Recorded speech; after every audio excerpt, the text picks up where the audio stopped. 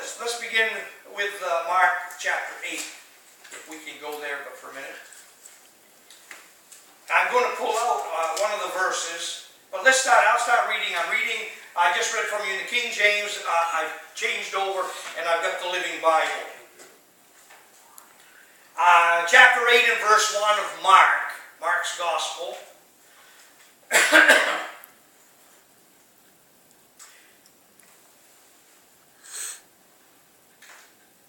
In the Living Bible, before I would start reading in Philippians 4:19, which we just quoted, he said, God shall supply, in Philippians 4:19, God shall supply all your needs from His glorious riches, which have been given to us in Christ Jesus. And let me preface before I start reading and tell you that everything we need has already been taken care of for life. Let me say it again. Everything we need is already taken care of for life. Let me say it again. Everything that you need has already been taken care of for life. We catch it again. Everything that you need is already been taken care of for life. Yep.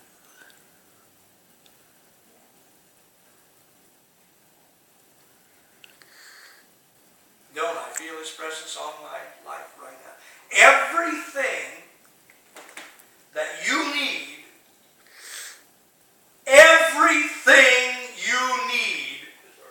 is already taken care of for life.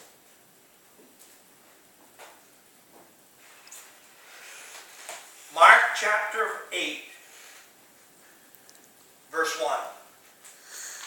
And again, I'm reading again from the Living Bible. I don't always do that, but I am this morning.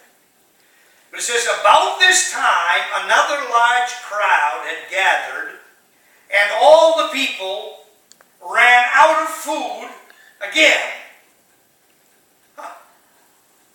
Jesus called His disciples and told them, I feel sorry for these people.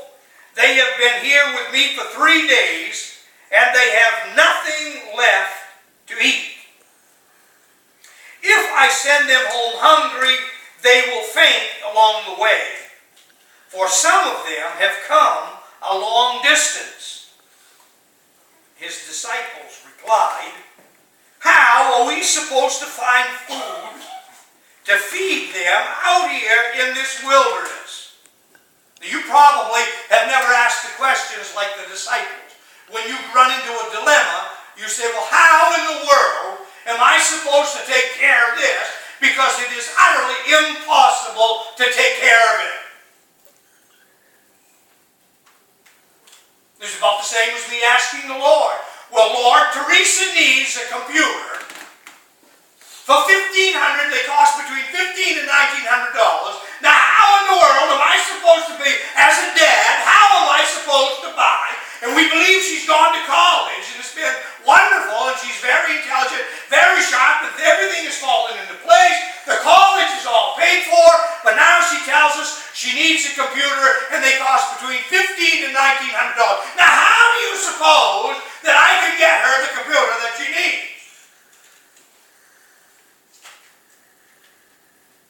Everything that you will ever need has already been taken care of. For how long? For life.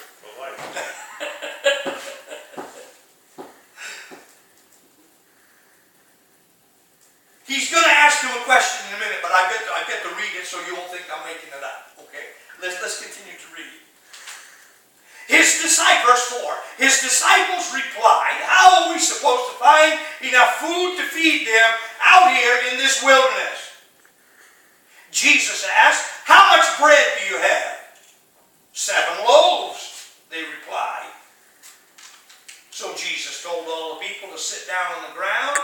And then he took the 7 loaves, thanked God for them, broke them into pieces, and he gave them to his disciples, who distributed the bread to the crowd.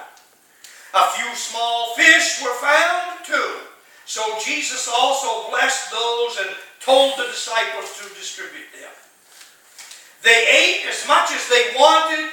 Afterward, the disciples picked up 7 large baskets of leftover food. There were about 4,000 people in the crowd that day, and Jesus sent them home after they had eaten. And immediately after this, he got into a boat with his disciples and crossed over to the region of Dalmanutha, it says, I believe. All right, now verse 11. When the Pharisees heard that Jesus had arrived, they came and started to argue with him, testing him. They demanded that he show them a miraculous sign from heaven to prove his authority. Well, who wouldn't like miraculous signs? Okay. When he heard this, he sighed deeply in his spirit and said, "Why do these people keep demanding a miraculous sign? I tell you the truth. I will not give this generation any such signs." So he got back into the boat and left them, and he crossed to the other side of the lake. This is Jesus we're talking about.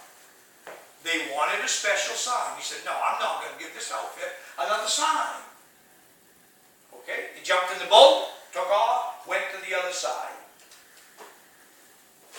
But the disciples had forgotten to bring any food. Verse 14. They had only 1 loaf of bread with them in the boat. And as they were crossing the lake, Jesus warned them, "Watch out! Beware of the yeast of the Pharisees and of Herod." And at this, they began to argue with each other because they hadn't brought any bread.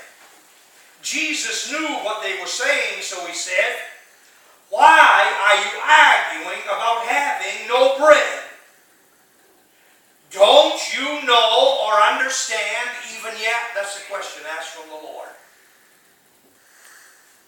"Are your hearts too hard to take it in? You have eyes, can't you see? You have ears, can't you hear? Don't you remember anything at all?" That don't ever sound like the Lord asking us some questions. Every time I get in a mess, I don't dare read this chapter. I can tell you why. Because he's got a bunch of questions for me. He said, "When I fed 5,000 with 5 loaves of bread, how many baskets of leftovers did you pick up?" 12, they said. Okay, and when I just fed the 4,000 with 7 loaves, how many large baskets of leftovers did you pick up? 7.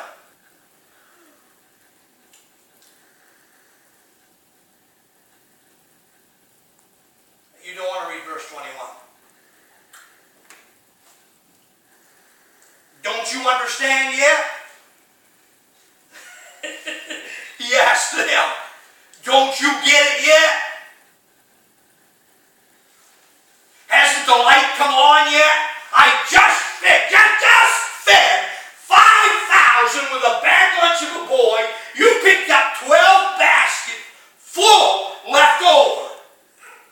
I just fed 4,000. They're looking for signs.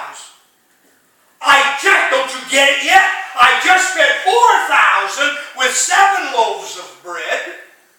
How many baskets did you pick up? Full baskets. 7. When he fed 5,000, he found 12 baskets.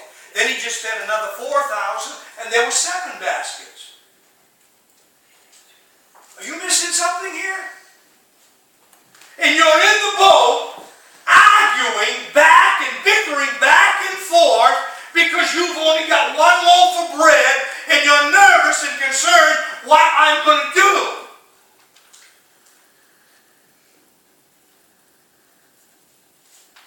Don't you get it yet? What do you think?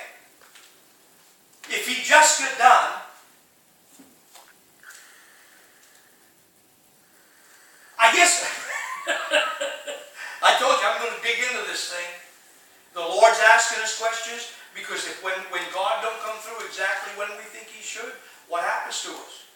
We begin to question, we begin to doubt, and I told you last week, if you were here last week, we don't catch on to this faith thing, if we don't catch on that God is the all-sufficient God, I ain't got my definitions yet, but I'm about to. If we don't catch on that God has taken care of everything we need for life, everything you need has already been taken care of for life. We're not catching it. It doesn't matter if it's finances or health or money or anything, children, everything you need